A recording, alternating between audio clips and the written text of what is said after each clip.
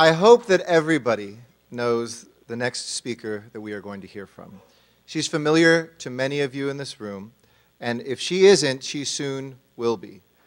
Julie Gutman is quite simply a force of nature and a force for good. As a city council president, I've had the great fortune of seeing her in action, and I can tell you this, you want her on your side. A relentless advocate for those without a voice, Julie has distinguished herself as one of the most passionate and effective leaders in Los Angeles. Until last year, she was senior advisor to LA Mayor Antonio Villaraigosa and vice president of the city's Board of Public Works Commission. And let me just say as a side note, she's dynamic, she's brilliant, she's beautiful, and the only person in a very glamorous board to ever give Cynthia Ruiz a run for her money on nail polish. In less than a year at the helm, though, of PTV, she has raised its profile exponentially while dedicating herself to the all-important task of bringing in the resources necessary to rebuild more lives and work towards a world without torture. I am so honored to introduce my dear friend and the executive director of PTV, Julie Gutman. I want to thank all of you for being here this evening and for supporting PTV, with a special thanks to our amazing visionary sponsor, Alex and Susanna Fortunati and Support Services of America.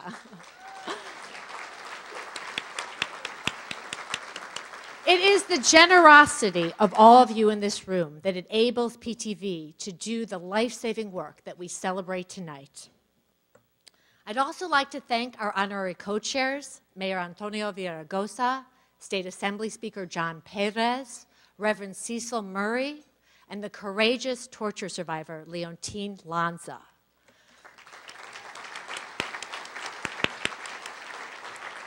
And a special thanks to our truly incredible board of directors who have dedicated countless hours to PTV and to our survivors. And none of this would have been possible, the celebration we have here tonight, if it weren't for the exemplary and exceptional PTV staff. These are the humble, brilliant professionals who day to day do the miraculous work of PTV. If the board and staff of PTV would please stand.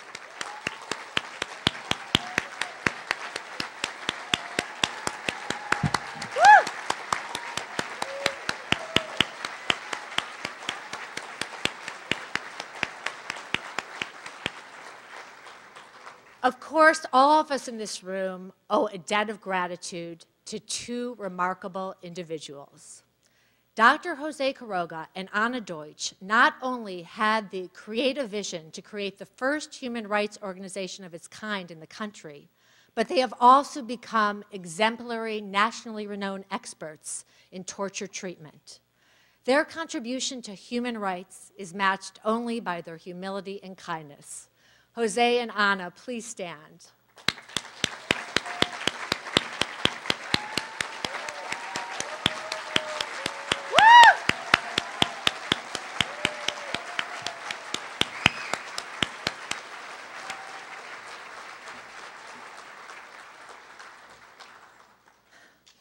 We are living through an extraordinary time. Every day for the past 3 months, we have watched as one of the oldest human dramas unfolds before our eyes, the quest for freedom and dignity. First in Tunisia, then Egypt, then across North Africa and the Middle East. We have witnessed heroic acts of courage as the populations of country after country seek to liberate themselves from decades of oppression.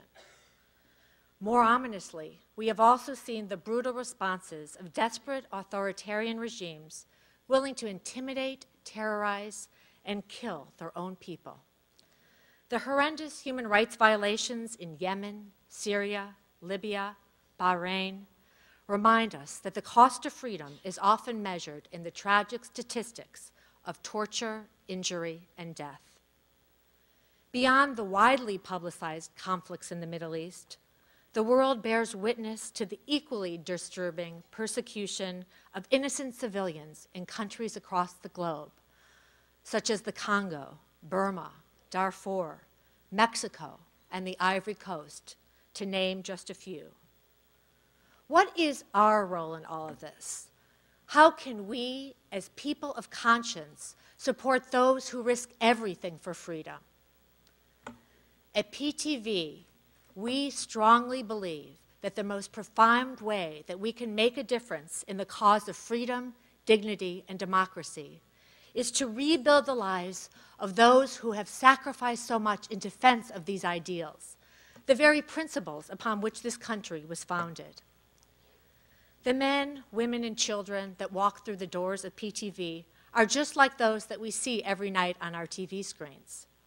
They are on the front lines of epic battles for human rights, the right to free speech, the right to vote, the right to practice the religion of their choice, the right to express political beliefs, the right to form a union, the right to marry, the right, quite simply, to be free, to be human.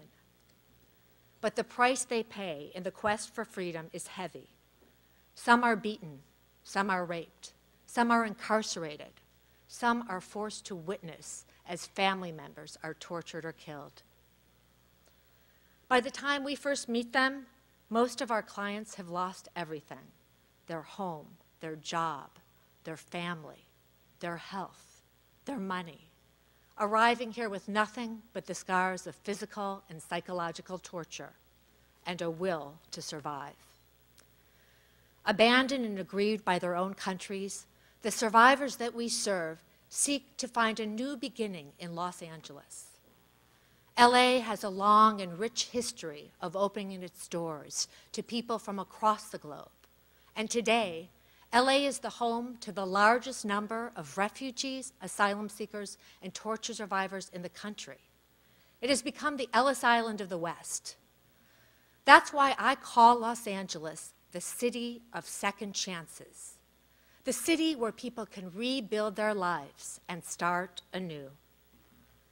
PTV has given that second chance to thousands of survivors, helping them transform their lives through comprehensive services that address virtually everything they need to start over. From medical to psychological treatment, to legal assistance through the asylum process, to help finding jobs and housing, to reuniting survivors with family members that they were forced to leave behind. PTV provides all of this along with a community of compassionate staff, volunteers, and partners. We strive to empower survivors to re-enter society, to become contributing members of our city, and to work with us towards a world without torture. Over the past 30 years, PTV has been there for thousands of survivors of state-sponsored torture from over 65 different countries. And PTV will be there tomorrow for those fleeing persecution in the Middle East and around the globe. When I came to PTV less than a year ago, one of the first survivors I met was Abdullah, a gentleman of grace and charm. Abdullah came to Los Angeles from the Ivory Coast.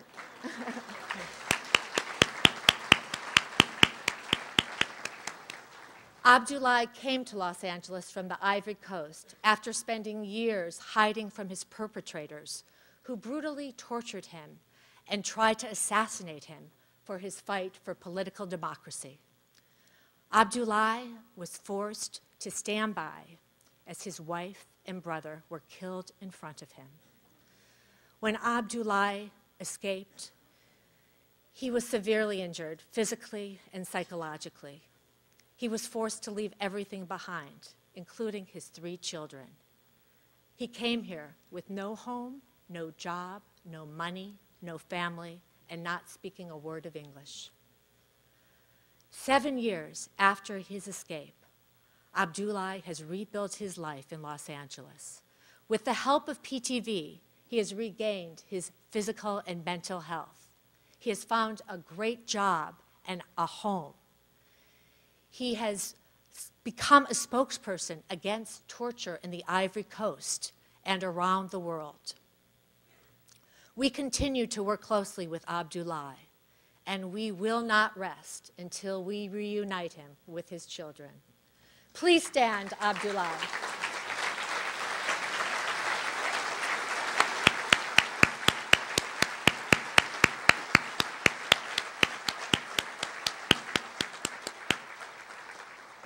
When I see survivors like Abdullah, it strengthens my resolve to expand the work of PTV so that we can reach hundreds more survivors that desperately need our services, but that at this time we do not have the resources to help. Looking around the room tonight, I have great hope that we will be able to help all the survivors that find their way to the city of second chances, as we also pursue our dream of a world without torture. I see people here from all different backgrounds. I see Christians, Muslims, and Jews, religious leaders, labor leaders, business leaders, Republicans and Democrats, philanthropists and activists. We are here because we share a belief in the fundamental values of freedom, democracy, and justice, and a commitment to back those beliefs, not just with words, but with action. There is a saying in Judaism that if you save one life, you save the entire world. That saying has deep personal meaning for me. I grew up listening to the stories of my cousin, Julie Gutman, who was a survivor from the Holocaust. Irma watched as her parents and siblings were taken to their death at Auschwitz. She saw humanity at its very worst. But she still had the strength and courage, not only to save herself, but to risk her own life to help rescue others that otherwise would have perished. If Irma were here tonight, I know she would see in PTV and all of you the hope for a better world, a world without torture, and a world where everyone is treated with respect and human dignity. Let us join together to create that world, one life at a time. Let us make the city of second chances the beacon of hope for this country and for all of humanity. Thank you.